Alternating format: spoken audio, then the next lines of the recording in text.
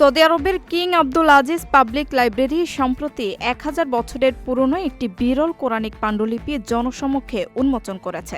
গরিব আল কোরআন নামের প্রাচীন এই পাণ্ডুলিপিটির রচয়িতা প্রখ্যাত মুসলিম পণ্ডিত আবু উবাইদা মামার ইবনে মুসান্না। গালফ নিউজের এক প্রতিবেদন অনুযায়ী কোরআনিক বিজ্ঞানের ক্ষেত্রে অনন্য এই সম্পদটি মূলত উলুমুল কোরআন শাস্ত্রের একটি অপ্রকাশিত কাজ হিসেবে বিবেচিত হচ্ছে। ঐতিহাসিক এই পাণ্ডুলিপিটি হিজরি ৪র্থ শতাব্দীর বলে ধারণা করা হয়। মোট ২৩ পাতার পাণ্ডুলিপিটির প্রতিটি পাতার আকার ১৭ বাই ২২ সেন্টিমিটার। এতে অত্যন্ত সুস্পষ্ট আন্দালুসীয় লিপি ব্যবহার করা হয়েছে, আর সূরাগুলোর নাম লেখা হয়েছে ঐতিহ্যবাহী কুফিক লিপিতে। লাইব্রেরি কর্তৃপক্ষের সংগ্রহশালায় তফসির এবং ভাষাতত্ত্বের উপর কয়েক শতাব্দী পুরনো এমন অসংখ্য বিরল পাণ্ডুলিপি সংরক্ষিত রয়েছে। এর মধ্যে হিজরি ৬ষ্ঠ শতাব্দীতে অনুলিপি করা তফসির আল তারাবির বিশেষ অংশ এবং পণ্ডিত আবু ইসাক আল জাজ্জাজের কাজ উল্লেখযোগ্য।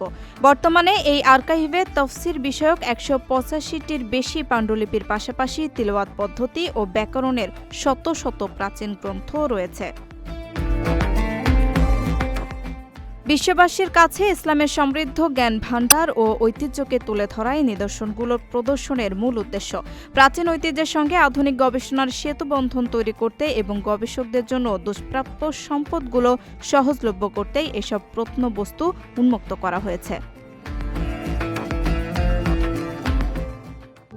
প্রবাসীদের জন্য নির্মাণ হচ্ছে দেশের প্রথম স্মার্ট সিটি, যেখানে থাকছে স্কুল, মসজিদ, হাসপাতাল, সুইমিং পুল, হেলিপ্যাড, পাঠাগার, জিম, সুপারমার্কেট, শিশু পার্ক সহ সকল নাগরিক সুবিধা।